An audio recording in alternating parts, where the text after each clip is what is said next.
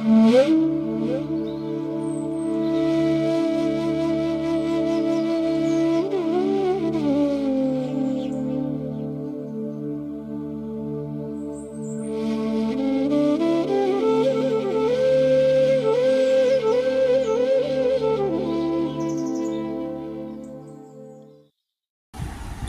জননীং শারদাং দেবীং রামকৃষ্ণং জগদ্গুরুং পাদপদ্মে তয়ো শ্রিত্বা প্রণমামি মুহুর্মুহুঃ। নমস্কার। শ্রী শ্রী ঠাকুর, শ্রী শ্রী মা এবং স্বামীজি মহারের রাতুল চরণে ভুলুণ্ঠিত প্রণাম জানাই। প্রাণারাম বাংলা ইউটিউব চ্যানেলে সম্প্রচারিত সৎকথায় প্রতিদিনের মনন এই ধারাবাহিক অনুধ্যানে আজকে আমরা রাজর্ষি মার্কাস অরেলিয়াস নিয়ে স্মরণ মনন করব। আমরা প্রত্যেকেই জানি শ্রী সারদা মঠ এবং রামকৃষ্ণ সারদা মিশনের সন্ন্যাসিনী। বর্তমানে তিনি রামকৃষ্ণ লোকে পাড়ি দিয়েছেন। প্রয়াত প্রব্রাজিকা ভাস্বর প্রাণা মাতাজির কথা। ভাস্বর প্রাণা মাতাজি আমাদের খুব আপন করে ভালোবাসতেন, কাছে টেনে নিতেন এবং রামকৃষ্ণ ভাব আন্দোলনে দীর্ঘদিন তিনি দমদমের যে বিদ্যাভবন কলেজ, রামকৃষ্ণ সারদা মিশন বিবেকানন্দ বিদ্যাভবন, সে বিদ্যাভবন কলেজের অধ্যক্ষা হিসাবে সুচারুরূপে পরিচালনার দায়িত্বভার পালন করেছিলেন। এবং শুধু তাই নয়, এই বৃহত্তর রামকৃষ্ণ ভাব আন্দোলনকে তিনি তার বক্তৃতার দ্বারা এবং লেখনীর দ্বারা সমৃদ্ধ করেছেন। তার অসাধারণ অনেকগুলি গ্রন্থের মধ্যে একটি গ্রন্থ ভাব ও ভাবনা। সেই গ্রন্থটিতে তিনি আমাকে খুব সুন্দর করে 2024 সালে লিখেছিলেন, জগতে শ্রেষ্ঠ ভালো বলে কিছু নেই, যদি থাকে তবে তা হলো নিজে ভালো হওয়া ও অন্যের ভালো করা।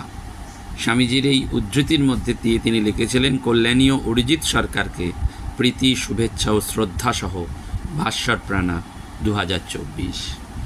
আমি মাতাজির অন্তিম সময়ে যেতে পারিনি, কিন্তু তার শরীর ত্যাগের কয়েকদিন পূর্বে তার সাথে নিভৃতে প্রায় আধ ঘন্টা সান্নিধ্য লাভ করেছিলাম এবং আশীর্বাদ লাভ করেছিলাম। তিনি আমার হাতটিকে শক্তভাবে দৃঢ় থেকে ধরে কিছু ব্যক্তিগত কথা এবং আশীর্বাদ প্রদান করেছিলেন, যেটি হয়তো আমার আগামী জীবনের পাথেয়। তাই তার অন্তিম কালে আমি যেতে পারিনি, তার শ্রদ্ধা স্মরণ সভাতেও আমি নিজে উপস্থিত থাকতে পারিনি। কিন্তু আজকে তাঁরই লেখা গ্রন্থ ভাব এবং ভাবনার একটি অনবদ্য প্রবন্ধ রাজর্ষি মার্কাস অরেলিয়াস, এই চরিত্রটি আমাদেরও কারুর জানা নেই। মাতাজি খুব সুন্দর করে উপহার দিয়েছেন সেই বিদগ্ধ মহাপুরুষ চরিত্রটি। সেই চরিত্রের আলোকে আমরা আজকে মাতাজির প্রতি শ্রদ্ধার্ঘ্য নিবেদন করব। আমরা প্রত্যেকে জানি যে পৃথিবীর ইতিহাস এমনই কয়েকজন মানুষকে চিরভাস্বর করে রেখেছে, যারা জড় সম্পদের ঊর্ধ্বে এক অপার্থিব আত্মলোকের অনুদ্বেগ চির আনন্দময় অস্তিত্বের সন্ধান দিয়েছেন এবং সেখান থেকে নিজ জীবনাধারে সেই অমৃতময় সঞ্জীবনী বহন করে এনে বিতরণ করেছেন অকৃপণ করে, এবং তার গৌরবময় উত্তরাধিকার অনন্তকাল প্রবাহী মানব জীবনকে দায়স্বরূপ অর্পণ করে গেছেন। এমনই এক আধিকারিক ব্যক্তি ছিলেন খ্রিস্টীয় 2য় শতাব্দীতে রোমের সম্রাট মার্কাস অরেলিয়াস। এর পূর্ব নাম ছিল মার্কাস এনিয়াস ভেরাস। মার্কাসের জন্ম হয় 121 খ্রিস্টাব্দের 26 এপ্রিল। তার পিতা এনিয়াস ভেরাস রোমের এক অভিজাত পরিবারের সন্তান ছিলেন। তিনি অল্প বয়সে গত হলে মার্কাস তার পিতামহ ভেরাসের স্নেহচ্ছায়ায় পালিত হন। কৈশোরে পিতামহের সযত্ন তত্ত্বাবধানেই তিনি নানান রকম খেলাধুলা, ঘোড়ায় চড়া, শিকার ও মুষ্টিযুদ্ধে পারদর্শী হয়ে উঠেছিলেন।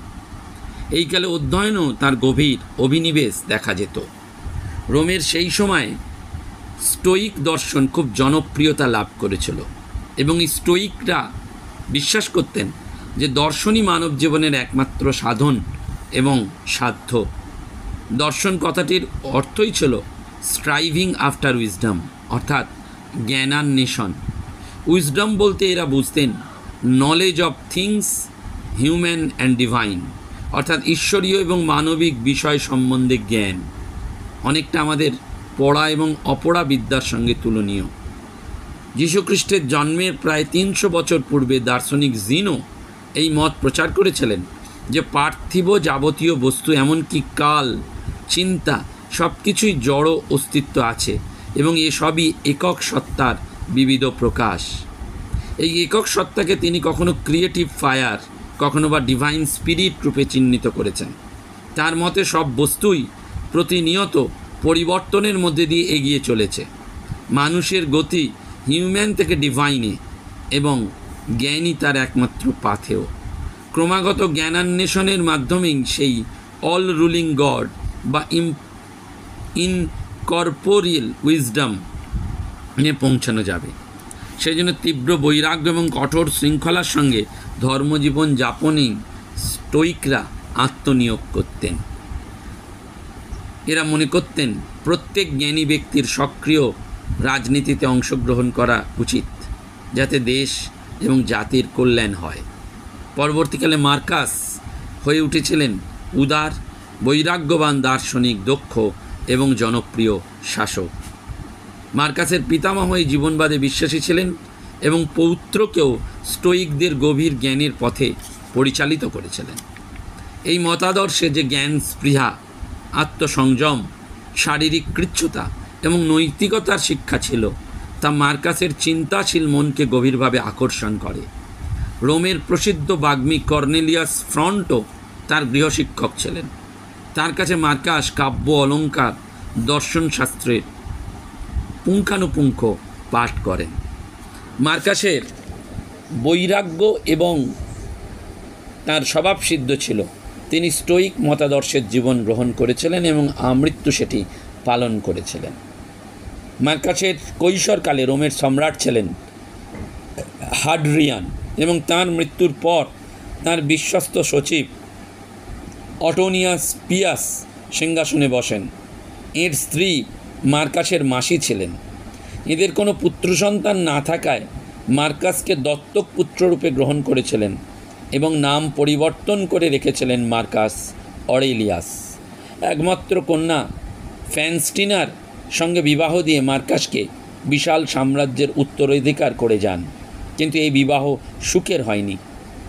মার্কাসের সংস্কৃত মন সাংসারিক কর্তব্য বিষয়ে উদাসীন না হলেও রাজগৃহে পালিত স্ত্রীর বিলাস এবং সম্ভোগের অযৌক্তিক দাবিগুলোর প্রতি নমনীয় ছিল না। সেই জন্য ফ্যানস্টিনার কাছে তার জ্ঞানপ্রেমিক স্বামী ফার টু গুড ছিল। স্বামীর মৃত্যুর পর মার্কাস তার 5টি পুত্র সন্তানকে সযত্নে মানুষ করে তুলতে যথেষ্টই সচেষ্ট ছিলেন। অটোনিয়াসের মৃত্যু হলে 161 খ্রিস্টাব্দে মার্কাস অরেলিয়াস 40 বছর বয়সে রোমের সম্রাট হন। তিনি 17 বছর দীর্ঘকাল এই অটোনিয়াসের সঙ্গে থেকে গভীর মনোযোগ সহকারে রাজকার্য শিক্ষা করেন এবং ক্রমে পারদর্শী হয়ে ওঠেন। কিন্তু মার্কাস প্রজাদের কল্যাণের জন্য অবিলম্বে রাজকোষের সমস্ত অর্থ, এমনকি নিজের অলঙ্কারও উদার চিত্তে দান করতেন।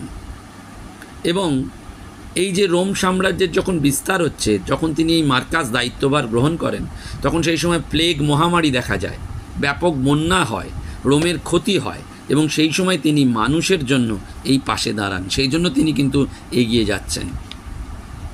এবং গ্রিক দার্শনিক প্লেটো তার রিপাবলিক গ্রন্থে বলেছিলেন, যতদিন না নৃপতিগণ দার্শনিক হবেন, রাজপুত্ররা দার্শনিক তত্ত্বসমূহ এবং তার অন্তর্নিহিত শক্তি উপলব্ধি করবেন, রাষ্ট্রনৈতিক প্রতিভার সঙ্গে আত্মিক জ্ঞানের মিলন ঘটবে, ততদিন কোনো নগর থেকে অমঙ্গল সম্পূর্ণভাবে দূরীভূত হবে না, মানব জাতির প্রকৃত কল্যাণ সাধিত হবে না। তিনি আরও বলেছেন যে রাষ্ট্রের শাসনকর্তারা শাসনে একান্ত অনিচ্ছুক সেই রাষ্ট্রই শান্তিপূর্ণভাবে সুশাসিত হয়, আর যে রাষ্ট্রের শাসকেরা অতীব আগ্রহশীল সে রাজ্যের শাসন কার্য নিকৃষ্ট হয়ে থাকে। এর ক্ষেত্রে রাজা জনককে আমরা পাই। ফলে এই মার্কাস রাজপ্রাসাদের এই প্রমোদপূর্ণ জীবনযাত্রা অপেক্ষা নিভৃত পাঠগৃহকেই ভালোবেসেছিলেন এবং তিনি জয়লাভে কখনোই উল্লসিত হতেন না। বিজয় উৎসবের কোনো সংক্ষিপ্ত ইতিহাসও রাজ ইতিহাসে লেখা হতো না। গীতার কর্মযোগের আদর্শ মূর্ত হয়েছিলেন এই রাজর্ষি মার্কাস অরেলিয়াস। একবার তার এক অতি বিশ্বস্ত সেনাপতি কেসিয়াস রোমের সিংহাসন লাভের দুরভিসন্ধিতে তার বিরুদ্ধে বিদ্রোহ ঘোষণা করেন। কেসিয়াসের ধারণা ছিল যে আপাত নিরীহ মার্কাসকে সহজেই পরাজিত করা যাবে, কারণ তিনি নিশ্চয়ই তার একান্ত স্নেহভাজন সেনাপতির সঙ্গে যুদ্ধে লিপ্ত হতে ইচ্ছুক হবেন না। কিন্তু কেসিয়াসকে স্তম্ভিত করে তিনি বিচক্ষণতা এবং কূটবুদ্ধি সহায় সেই বিদ্রোহ দমন করেন। পরে কেসিয়াস তার নিজের অনুচরেরই হাতে নিহত হলে মার্কাস আক্ষেপ করে বলেছিলেন, বন্ধুকে ক্ষমা করার আত্মপ্রসাদ থেকে আমি বঞ্চিত হলাম। এবং এই বিদ্রোহ সংক্রান্ত সমস্ত নথিপত্রও তিনি বিনষ্ট করেছিলেন, যাতে তার সঙ্গে জড়িত অন্য কোনো সৈন্যকেও চিহ্নিত করে কেউ শাস্তি দিতে না পারে। অর্থাৎ কঠোরতার সাথে তার ঔদার্যের এক মহিমা ছিল। এবং রোম সাম্রাজ্যের প্রথম অবস্থায় রোমানদের মধ্যে যখন উচ্ছৃঙ্খলতা এবং দুর্নীতি চরম সীমায় পৌঁছেছিল, তখন এই গ্রিক দর্শনজাত স্টোইসিজম তাদের কিছুটা রক্ষা করেছিল। মহান চিন্তানায়ক এপিকটেটাস একজন ধর্মপ্রাণ স্টোইক ছিলেন। তার উদারনৈতিক জীবন মার্কাসকে খুব প্রভাবিত করেছিল। সম্রাট মার্কাস তার জ্যোতিহীন প্রবল রাজকার্যের মধ্যেও মনকে ধীর স্থির সংযত রাখতে সর্বদা সচেষ্ট থাকতেন। তার নিরাসক্ত কর্মপ্রেরণার অন্তরালে যে শুভ চিন্তাগুলো ক্রিয়াশীল ছিল, সেগুলো তিনি অবকাশ মতো লিপিবদ্ধ করে রাখতেন। পরবর্তীকালে সেগুলোই গ্রথিত হয়ে মেডিটেশন নামে বিশ্ববিখ্যাত গ্রন্থরূপে আত্মপ্রকাশ করে। শাশ্বত সত্যের প্রতিফলনে এই গ্রন্থটি শাস্ত্রীয় মর্যাদায় প্রতিষ্ঠিত হয়েছে বিশ্বের মননশীল মানব হৃদয়ে। পিতা, মাতা, শিক্ষক, শহীদবর্গের কাছ থেকে তিনি যে মূল্যবান উপদেশগুলো লাভ করেছিলেন, সেটাও তিনি জীবনে সশ্রদ্ধ এবং সকৃতজ্ঞ গ্রন্থভাবে উল্লেখ করেছিলেন। তিনি লিখেছিলেন যে আমি আমার পিতামহ ভেরাসের কাছে সৌজন্য এবং চিত্তের প্রশান্তি শিক্ষা করেছি। আমার পিতা আমাকে নিরভিমান পৌরুষের শিক্ষা দিয়েছেন। আমার মা আমাকে ধর্মপ্রাণ এবং উদার হতে, এমনকি সামান্যতম সংকীর্ণতাকেও চিন্তায় স্থান না দিতে শিখিয়েছেন। যে সহজ সরল জীবনযাত্রা তৎকালে সম্পদবানদের অকল্পনীয় ছিল, মা আমাকে সেই জীবনচর্চায় অভ্যস্ত করিয়েছিলেন। আমার পিতামহ আমাকে বিদ্যালয়ের পাঠ গ্রহণ অপেক্ষা স্বগৃহের সৎ শিক্ষার ওপর অধিক নির্ভরশীল হতে শিখিয়েছেন। আমার শিক্ষক আমার মধ্যে কর্মপ্রীতির সঙ্গে স্বল্পতম চাহিদার প্রেরণা দিয়েছেন। সময়ের আধারেই যখন জীবনের বিকাশ, তখন সেই সময়কে অযথা অপচয় না করতে শিখিয়েছেন। অর্থাৎ তার শিক্ষাই যে তার জীবনে শান্তি এবং সফলতার উদ্দেশ্য, সেটা তিনি বারবার উল্লেখ করেছেন। এমনকি বন্ধুত্বের ছলনাকেও কেমন করে সৌজন্য এবং আন্তরিকতায় গ্রহণ করতে হয়, সেটাও তিনি শিখেছিলেন। এবং তার অপর এক শিক্ষক গারস্থ জীবনে সংসার পরিচালনায় কি কর্তব্য, সেটি শিখিয়েছিলেন। প্রিয় সচিব, আমি খুব ব্যস্ত আছি এরূপ বলতে নিষেধ করেছিলেন, কারণ সামাজিক মানুষ হিসেবে আমরা প্রত্যেকেই প্রত্যেকের কাছে দায়বদ্ধ। অর্থাৎ এই গ্রিক দার্শনিকদের কাছ থেকে তিনি শুভ কর্ম, শুভ চিন্তা, উদারতা, সংযম, এই মানব হৃদয়ের শ্রেষ্ঠ সম্পদগুলো লাভ করেছিলেন। এবং সবশেষে তিনি ভগবানকে ধন্যবাদ জানিয়েছেন যে আমি এদের সান্নিধ্যেই মানব জীবনের মহিমময় আদর্শে অনুপ্রাণিত হয়েছি, শিখেছি কেমন করে রাজকীয় বৈভব, বিলাস উপকরণ ছাড়াই একজন সৎ ভদ্র মানুষ আপন ব্যক্তিত্বের গৌরবময় বিকাশের দ্বারা সমাজে এবং রাষ্ট্রে অধিক সম্মানিত এবং অধিক কল্যাণ সাধনে ব্রতী হতে পারে। পরবর্তী প্রজন্মের জন্য তার সতর্কবাণী তিনি বুক 2-তে লিখেছেন। প্রতিদিন নিজেকে বোঝাবে, আজ হয়তো আমি অনেক প্রতিবন্ধকতা, অকৃতজ্ঞতা, হীন স্বার্থপরতা, অবাধ্যতা এবং বিরোধিতার সম্মুখীন হব, কিন্তু মনে রাখব এ সবই আমার তাদের ভালো বা মন্দ সম্বন্ধে অজ্ঞানতার ফল। আমি ভালো ও মন্দ উভয়কে জেনে এগুলোর দ্বারা আমার সহনীয়তাকে খর্ব করব না, এদের প্রতি কোনো ক্রোধ বা ঈর্ষাও পোষণ করব না। যেহেতু আমরা সকলেই এক ভগবান থেকে সৃষ্ট ও মানব সমাজে পরস্পরের আত্মীয়, সেহেতু প্রত্যেকেই পরস্পরের সহযোগিতার অপেক্ষা রাখি।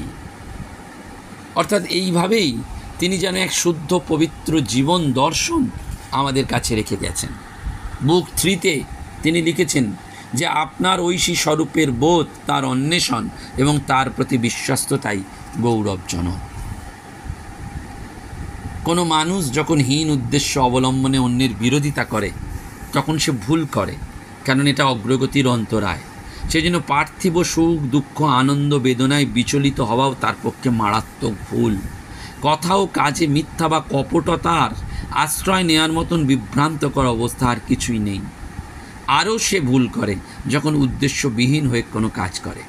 মানুষের পক্ষে সর্বমানবিক কল্যাণার্থে চিন্তা এবং কার্যকে পরিচালনা করাই শ্রেষ্ঠতম কাজ, সর্বোত্তম জীবন নীতি। সেজন্য এই যে ধারণা যে যেন ভগবানের দূত হয়ে তিনি অন্তর্নিহিত শক্তির পূর্ণ সদ্ব্যবহার করতে পারেন, সেজন্য বারবার তিনি বলছেন, লক্ষ্য রাখো তোমার চিন্তা যেন বৃথা কৌতূহল বা অনুদারতা পুষ্ট অলস যথেচ্ছ কল্পনা বিলাস না হয়। মানুষের এমন চিন্তাতেই অভ্যস্ত হওয়া উচিত যে কোনো মুহূর্তে চিন্তিত বিষয় সম্বন্ধে জিজ্ঞাসিত হলে সে যেন অকপটে ও নির্দ্বিধায় উত্তর দিয়ে তার চিন্তার সারল্য এবং সদাশয়তা প্রমাণ করতে পারে। তিনি লিখেছেন আরও সুন্দর করে যে মৃত্যু যখন অবধারিত, অনন্তের পরিপ্রেক্ষিতে জীবনের স্বল্পতা বিচার করো, সর্ববস্তুর ক্ষয়িষ্ণুতা চিন্তা করো। বলছেন প্রত্যেক বস্তুকে বাইরের আবর্জনা সরিয়ে তার অন্তরতম প্রদেশে অন্বেষণ করো, প্রতিটি কর্মের পেছনে উদ্দেশ্যকে অনুধাবন করো, জাগতিক সুখ, দুঃখ, মহিমা, মৃত্যু এদের স্বরূপ বুঝতে চেষ্টা করো। দেখো কেমন করে মানুষ নিজেই তার অসন্তোষের মূল কারণ, তার সুখ দুঃখ সবই স্বসৃষ্ট। তিনি সেই সত্যকে ধ্যানে যেটি উপলব্ধি করতে হয় সেটি যেন বারবার বলেছেন, be generous and liberal in your attitude to the irrational creatures and to the generality of material things. বারবার পথ নির্দেশ করেছেন। In all things call upon the gods for help, yet without too many scruples about the length of your prayers। অর্থাৎ মানবেতর প্রাণী এমনকি জড়জগতের প্রতিও উদার এবং সহৃদয় হয়, কারণ তোমার বিচার বুদ্ধি আছে, তাদের নেই। তোমার সমগুণ সম্পন্ন সমগ্র মানব জাতির প্রতি বন্ধু ভাবাপন্ন হও, সকল ব্যাপারেই শ্রী ভগবানের সাহায্য প্রার্থনা করো, তবে তার কালগত ব্যাপ্তি নিয়ে অযথা অসন্তোষ রেখো না। আমরা মহাত্মা মার্কাস অরেলিয়াসের এই পথ থেকে বুঝতে পারি যে কাঁচ যদি অপরিষ্কার থাকে তাহলে ভেতরের আলো যেমন বিকীর্ণ হতে পারে না, সেই আলো সত্য, জ্ঞান এবং বিচারের আলো, তেমনি আমাদের মনেও যদি ঈর্ষা, দেশ, কামিনী কাঞ্চনের লাস্টে মন মলিন হয়ে থাকে তাহলে তার মধ্যে থেকে দিব্য শক্তি, বিবেক, বুদ্ধি জাগ্রত হবে না। সেটি জাগ্রত করাই আমাদের সাধনা হোক। এবং এই যে বলছেন স্বল্পতা বিচার করে, সর্ববস্তুর ক্ষয়িষ্ণুতাকে চিন্তা করে ওই আবর্জনা সরিয়ে মানুষের সেবা করো। সেজন্য আসন্ন 6ই সেপ্টেম্বর শনিবার আমরা ঝাড়গ্রামের আদিবাসী গ্রামে গিয়ে মানুষের সেবা করব। তাদের নববস্ত্র দেওয়া হবে, 75 জন বাচ্চার হাতে নববস্ত্র তুলে দেওয়া হবে, তাদের খাওয়ানো হবে। আপনারা যদি পাশে থাকেন এবং পরে বাংলাদেশের প্রত্যন্ত গ্রাম বেড়িক গ্রামে আমরা যাব, মাতাজিদের একটা ছোট্ট আশ্রমে আমরা এই সেবামূলক কাজ করব এবং আরও কোথাও কোথাও আমরা এগিয়ে যাব, কিন্তু আপনাদের সহযোগিতা একান্তভাবে দরকার। নমস্কার, ধন্যবাদ। প্রাণারাম প্রাণারাম।